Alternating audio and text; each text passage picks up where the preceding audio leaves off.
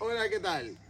Soy Alejandro Martín y te quiero hacer una pregunta muy importante. ¿Quieres comprar finca o tienes pensado en el futuro comprar finca? Tu idea es vivir del campo, ya sea ganadería, ya sea agricultura. Si es así, te digo con total honestidad que tienes que escuchar este video. ¿Y por qué? Porque es lo que yo hubiese querido escuchar cuando comencé con esto. Ya han pasado año y 2 meses aproximadamente y quiero contarte cuál ha sido mi experiencia y qué creo que me faltó justo antes de comprarla, qué debí haber decidido antes de hacerlo. Esto te lo voy a contar aquí a orillas del río Tiznado y de una vez te pido que te suscribas, le des like y dejes en tus comentarios cualquier duda que tengas para poder aclarártela. Suelo responder casi todos los comentarios. Ahora bien, lo primero que te debo decir es que cuando vayas a comprar finca, o si tienes el proyecto de comprar finca, tienes que tener muy claro una cosa. ¿Qué quieres hacer con ella? O sea, porque aunque parezca tonta la pregunta, tienes que preguntarte qué quieres hacer, qué vas a hacer con ella. Te lo voy a poner así. Las primeras dos grandes decisiones son agricultura o ganadería. Podrías elegir las dos, sí, podrías elegir todo. Pero el problema de eso es que llevaría un mayor gasto de dinero. Y entonces es mejor plantearte una de las dos cosas para iniciar. Ganadería o agricultura. Comienza por allí. Esa es la primera parte de este esquema. Ahora bien, una vez elegida una de los dos caminos, tienes que entender que la agricultura y la ganadería tienen diferencias muy marcadas. Claro, hay muchísimas diferencias, pero te voy a hablar de las más básicas para que lo tengas en cuenta. Podemos verlo así. Ganadería es mucho más seguro, lleva una mayor estabilidad, una mayor seguridad al momento de percibir dinero, pero requiere mayor tiempo. La agricultura es mucho más riesgosa, puedes perder toda la siembra, sea de lo que sea, pero requiere menor tiempo para ver ganancias. Además del tiempo, otra diferencia es que la ganadería tiende a no dar tanto dinero de manera inmediata, mientras que la agricultura, invirtiendo lo que invertiste, lo puedes incluso multiplicar hasta 5 o 6 veces dependiendo de la siembra y dependiendo cómo te fue en la siembra. Esto es lo primero que tienes que aclarar. En mi caso, yo elegí la ganadería, al menos en papel, en idea, mi idea siempre fue dedicarme a la ganadería. Entonces, vamos a suponer que tú elegiste el camino que te estoy planteando, la ganadería. Una vez entres al tema de la ganadería, tienes que definir dos cosas principalmente. Estoy siendo completamente general en todo lo que estoy hablando, porque para esto podrían hacer muchísimos videos, pero general. Dentro de la ganadería existen dos grandes diferencias. Ganadería de cría, ganadería de ceba. Otros dirán, no, levante, ceba y cría. Ok, pero aquí en Venezuela, sobre todo en Venezuela, nosotros no manejamos mucho el levante. Por ejemplo, el que cría hace el levante y vende para ceba. O hace la cría completa. Entonces, eso es lo que tienes que diferenciar. Personalmente te podría recomendar que lo más rentable en la actualidad es la ceba. Escuchen eso. Para que vean que esto no es un fondo superpuesto. Esto es aquí a orilla del río Tiznado. Entonces, la ceba considero yo que es mucho más rentable en la actualidad. Ahora, te repito, esto podría ser un video muy largo. Es más, me provoca hacer un video muy extenso sobre todo, varios videos sobre esto. Ahora, dentro de la ceba y la cría, los que se dedican a la cría tienen que entender una cosa. Es muy bonito ver un becerrito, muy bonito hacer los cruces de, de razas para ver la genética, todo eso es genial, a mí me encanta también. Pero con la cría, el problema es que el dinero que vas a percibir normalmente es el de la leche o el queso. O sea, la leche la procesas en queso o vendes la leche.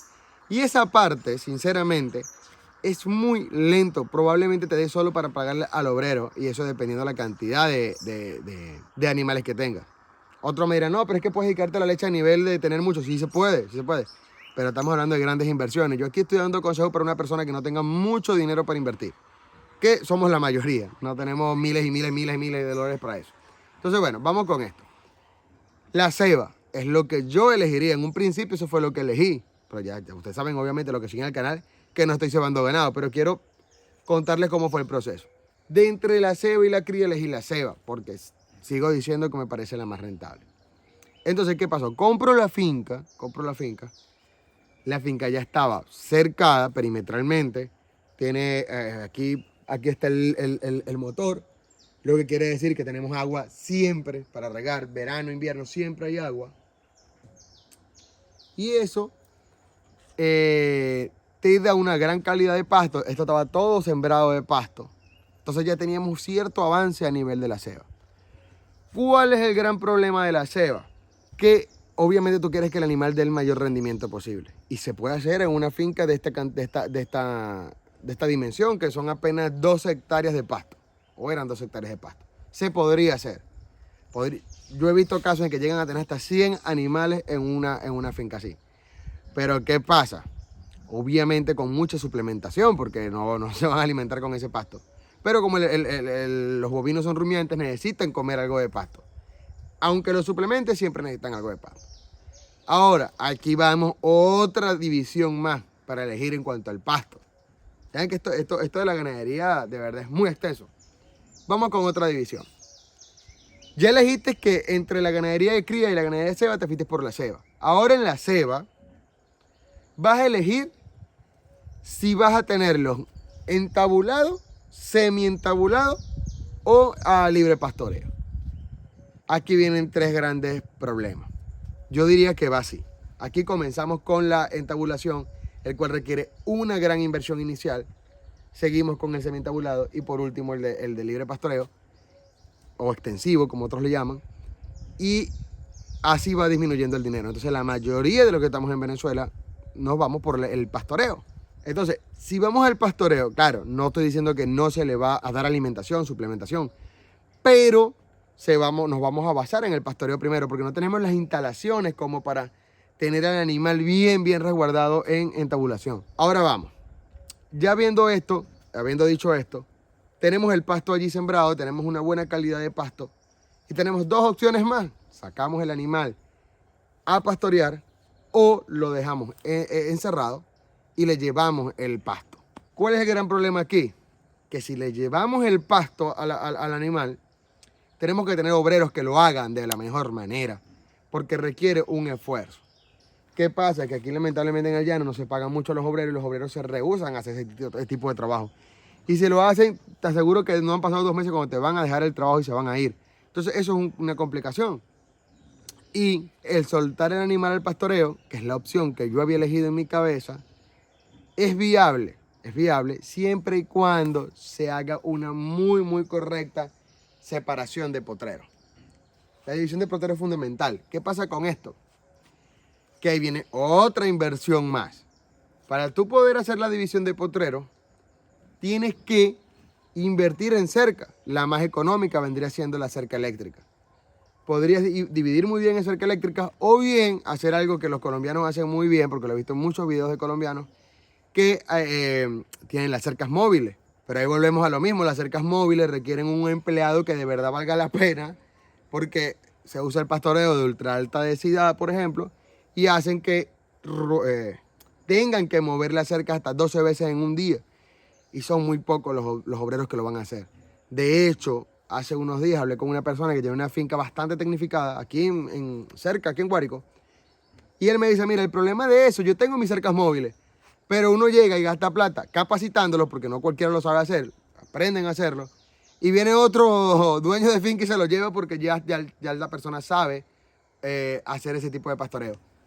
Así que bueno, ahí vemos otra complicación. Yo había elegido irme por la división de potreros, en potreros de hasta 1 o máximo 2 hectáreas para poder hacer una buena distribución de potreros, donde los animales máximo 2 veces al mes estuvieran en el mismo potrero por día. Ahora, hasta ahí todo perfecto, yo elegí todo el camino. Yo lo planteé bien hasta ese punto, lo planteé bien. Y creo que es lo que ustedes también tendrían que hacer. Llevar este esquema e irlo eligiendo para que los lleven hasta el punto correcto. ¿Cuál fue el problema? Que no tomé en cuenta que no manejaba la inversión suficiente. Voy a explicar por qué. Yo, en el momento en que compro la finca, yo ganaba una X cantidad de dinero, que no era mala. Yo sacaba mis cuentas y decía, bueno, gasté $15,000 en la finca, le voy a invertir por lo menos $5,000 más en la división de potreros, en cercas y esto, y de ahí lo que me quedaría es la inversión de los animales. ¿Por qué le digo que esto es algo que yo hubiese querido saber en un principio? En que me digan, mira, tienes que contar solo con el dinero que tienes en la mano. No cuentes con lo que va a pasar dentro de unos meses porque no sabemos qué pasa en unos meses. Mi empresa cayó así, en unos meses. Entonces, Si yo no hubiese conseguido, no hubiese aparecido esta persona que invirtió en el arroz, yo tendría esta finca todavía 1 año y pico después sin producción ninguna.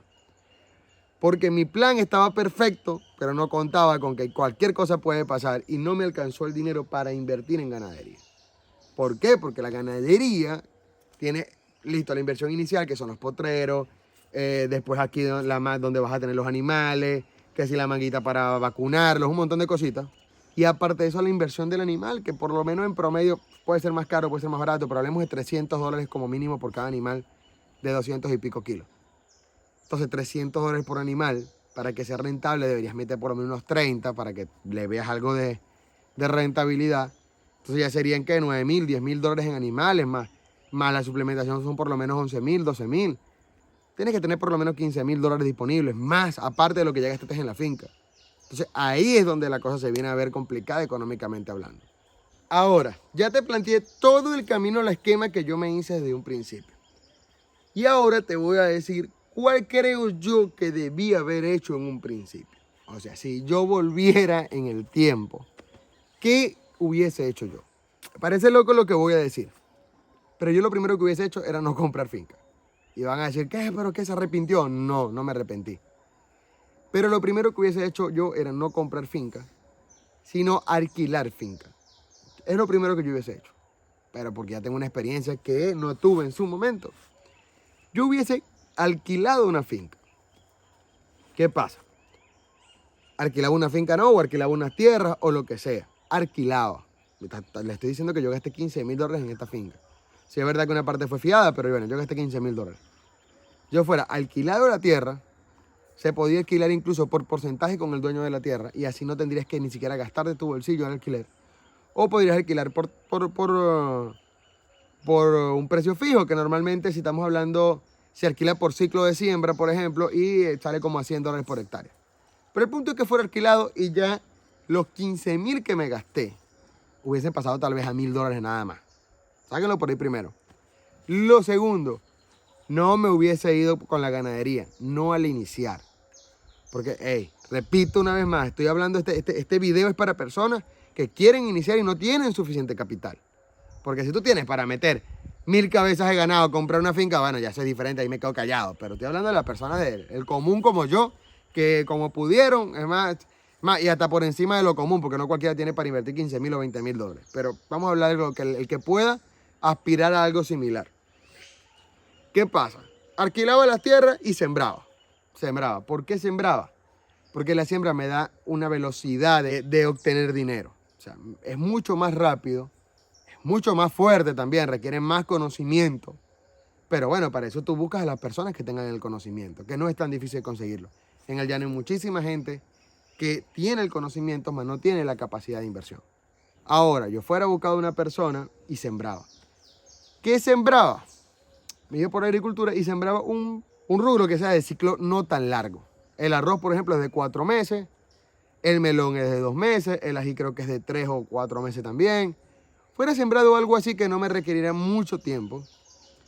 Y aunque tiene un poco más de grado de riesgo, date cuenta que con el dinero que yo invertí aquí, por ejemplo, yo hubiese podido hacer hasta 2 siembras de melón, por ejemplo, en 2 ciclos diferentes. Si en una me fue mal, tenía para hacer incluso la segunda. Entonces, ¿qué haría yo? Alquilar y sembrar. Y cuando empezara a ver ganancias allí, es que yo iba a comprar tierra. Eso es lo que yo hubiese hecho, con total honestidad. ¿Por qué? Porque aparte de todo eso, yo iba a experimentar y a aprender muchísimo. Y cuando llegara a comprar una tierra, iba a saber elegir mejor. No estoy diciendo que yo me equivoqué, en eso sí tuve suerte de haber elegido bien, sobre todo porque fui bien asesorado. Pero no corren el riesgo que yo corrí de que yo compré una tierra, gasté un platero en la tierra y cuando vine a ver no tenía para meter ganado, no tenía para sembrar, no tenía para nada.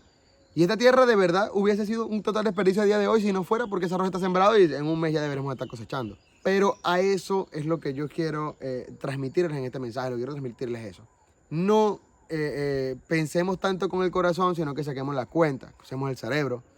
Y yo espero que este consejo lo tomen en cuenta porque créanme que les va a ser importante escucharlo.